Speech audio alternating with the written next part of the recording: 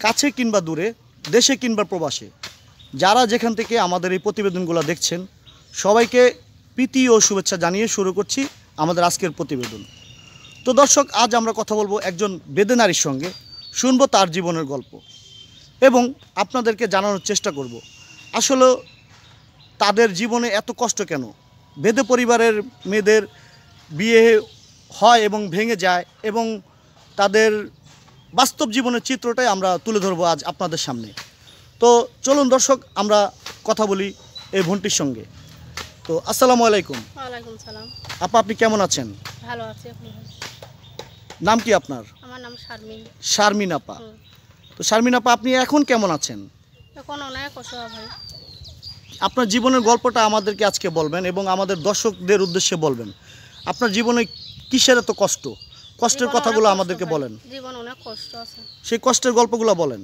কষ্টের বলবো, বাবা মা অসুস্থ হয়, বাবার পা ভেঙে পড়ে রয়েছে ঘরের ভিতরে। কেউ যদি কিছু হেল্প করে তাহলে বাবার চিকিৎসা করতে পারে। মা লকডাউনে এখন কোনো জায়গায় যেতে পারে না। আগে মানুষের বাড়ি বাড়ি কাজ করে খাতো, তখন অনেক কষ্ট হয়। এখন কেউ যদি দেয়তে খায়, না দিলে না খায়। এখন কেউ যদি সাহায্য করে তাহলে বাবাটার চিকিৎসা করতাম। আচ্ছা, আপনার বাবার কিভাবে পা ভেঙেছে? বাবা লকডাউনে একজনের বাড়ি কাজ করতে গেছিল, যাওয়ারে পিছলে পড়ে দিয়ে পাটা ভেঙে গেছে। কি কাজ করতে গিয়েছিল? সে কি কাজ করে? কি কাজ করে? ওই যে মানুষে বলছে ধান টান ই করে এনে দেও, তুই আসো করে, ওইগুলি মাথায় নিতে পড়ে দিয়ে পাটা ভেঙে গেছিল। ভেঙে গেছে। আচ্ছা আচ্ছা। তো আপনার ফ্যামিলিতে আপনারা কয় ভাই কয় বোন? ফ্যামিলিতে 4 ভাই বোন, 2 ভাই 2 বোন। 2 ভাই 2 বোন। ভাই বোনদের মধ্যে সবার বড় কে? সবার বড় একটা ভাই। ভাই, তারপরে বোন। বোন। আপনি কয় নাম্বার? আমি 3 নম্বর। আপনি 3 নাম্বার, সবার ছোট। হ্যাঁ আপনার ভাই বোনদের কি বিয়ে হয়েছে? হ্যাঁ, সবার হয়েছে। আপা, একটু জোরে কথা বলবেন। সবার হয়েছে। সবার হয়েছে। হ্যাঁ। তো তারা বিয়ে করেছে কোথায়? ওরা অনেক জায়গা বিয়ে করেছে। একজন ভারতে, কেউ এখানেই আছে। আচ্ছা, আপনার ভাই কোথায় থাকে? ভাই এখানেই থাকে, কিন্তু বিয়া করে বউলে ফাঁকে চলে গেছে, জিগায় না।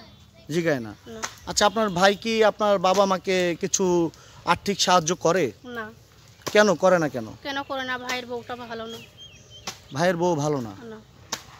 তো আপনি মেয়ে হয়ে বাবার পাশে দাঁড়াতে চান, হ্যাঁ। কিভাবে? কিভাবে জ্বালাতে চাই? ভাইরা হেল্প করে না, বোনরাও দেখে শোনে না।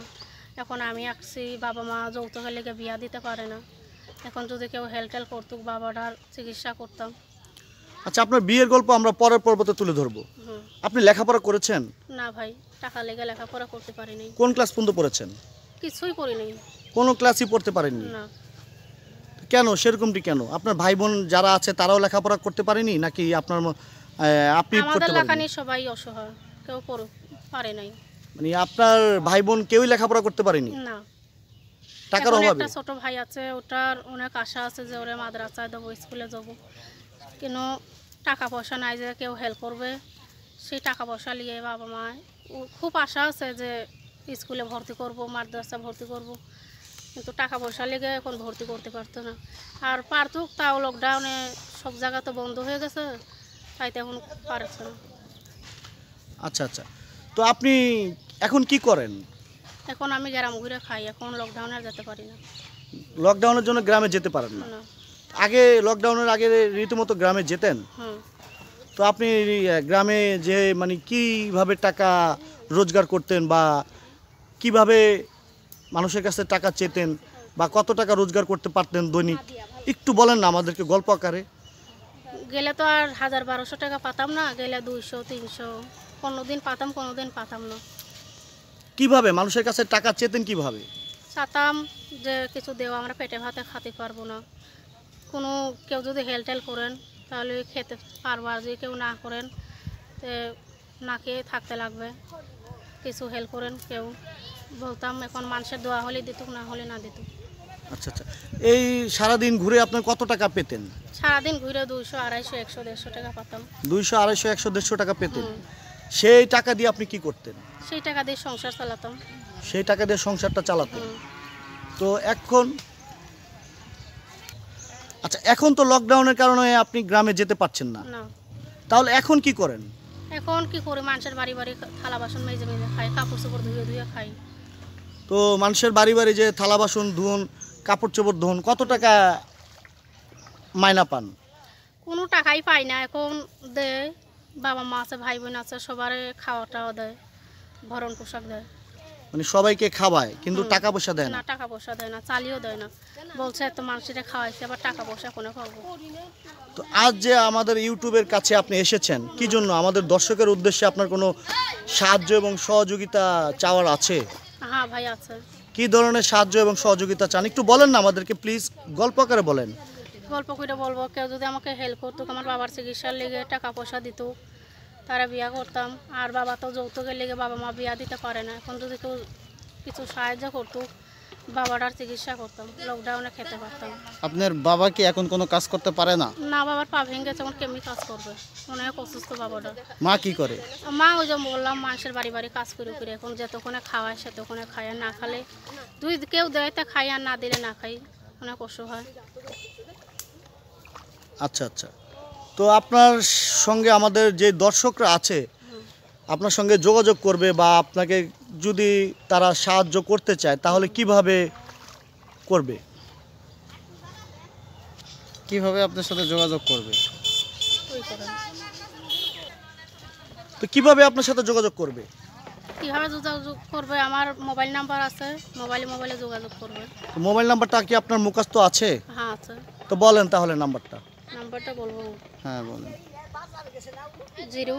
0 1 1 3 3 1 1 9 9 4 4 8 8 7 7 9 9 0 0 9। 9। হ্যাঁ তো আরেকবার বলে দিচ্ছি আমরা, প্রিয় দর্শক, নাম্বারটা আমরা আরেকবার বলে দিচ্ছি, হয়তো ভুল ত্রুটি থাকতে পারে। হ্যাঁ, উনি ঠিকমতো নাম্বারটা বলতে পারেনি, আমরা আরেকবার বলে দিচ্ছি নাম্বারটা। নাম্বারটি হচ্ছে 01319487909। প্রিয় দর্শক, আপা আপনার নামটা যেন কি? শারমিন। শারমিন। প্রিয় দর্শক, শারমিনকে যদি আপনারা সাহায্য এবং সহযোগিতা করতে চান তাহলে আমরা স্ক্রিনে নাম্বার দিয়ে দিয়েছি, আপনারা শারমিনের সঙ্গে সরাসরি যোগাযোগ করে আপনাদের সাধ্য অনুযায়ী সাহায্য এবং সহযোগিতা করবেন। প্রিয় দর্শক, আপনারা সাহায্য এবং সহযোগিতা করেন বিদায় আমরা আপনাদেরকে বাংলাদেশে বিভিন্ন জেলায় আনাচে কানাচে যে আপনাদের জন্য সুন্দর সুন্দর প্রতিবেদন তৈরি করি এবং আপনাদের জন্য আমরা প্রতিবেদন উপহার দিই। আপনারা সাহায্য এবং সহযোগিতা করলেই আমাদের সার্থকতা। তো শারমিন আপু, আমাদের কোনো দর্শক যদি আপনাকে সাহায্য এবং সহযোগিতা করতে চায় তাহলে তো তাদের জন্য আপনি কি করবেন? তাদের জন্য কি করবো, 5 ওয়াক্ত নামাজ পড়ে দোয়া করবো, আর আমার লাখান যে অসহায় তাদের হেল্প করতে পারে, যেমন সবাইকে। আপনার মতো যারা অসহায় তাদেরকে যে হেল্প করতে পারে আপনি 5 ওয়াক্ত নামাজ পড়ে তাদের জন্য দোয়া করবেন। হ্যাঁ। তো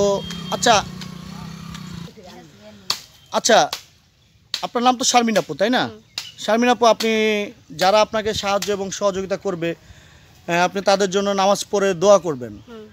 তো আমরা একটু পিছনে যাই, ভিডিওর পিছনে যাই। আপনি বললেন আপনি আপনার জন্য যৌতুকের জন্য আপনার বিবাহ হচ্ছে না, তো সেরকমটি কেন? আপনার বিয়ের বয়স হয়েছে বা বয়স হয়েছে, তো এখনো যৌতুকের লেগে বাবা মা বিয়া দিতে পারছে না। আপনার কত বছর বয়স হয়েছে? 16 বছর 17।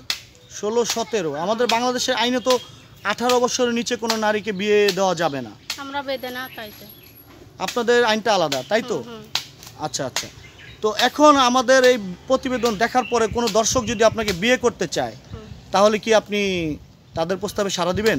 হ্যাঁ, সাড়া দেবো, ওটাও কোনো আপত্তি নাই। যে হেল্প করবে তার কাছে বিয়া বলবো, ওটা কোনো আপত্তি নেই। আগে হেল্প পরে বিয়ে? হ্যাঁ। না আগে বিয়ে পরে হেল্প, কোনটা? শোনে না, আজকে যে হেল্প করবে তার কাছে বিয়া বসবো, আগে যে বিয়া বসবো পরে যদি হেল্প টেল না করে সে তো আরেক জেলা। আচ্ছা আচ্ছা। তো শারমিন আপু, আমাদের দর্শকের উদ্দেশ্যে শেষমেশ আপনার কি বলার আছে? আর কিছু বলার নেই। আর কোনো কিছু বলার নেই? না। তো প্রিয় দর্শক, শুনলেন শারমিনের জীবনের গল্প।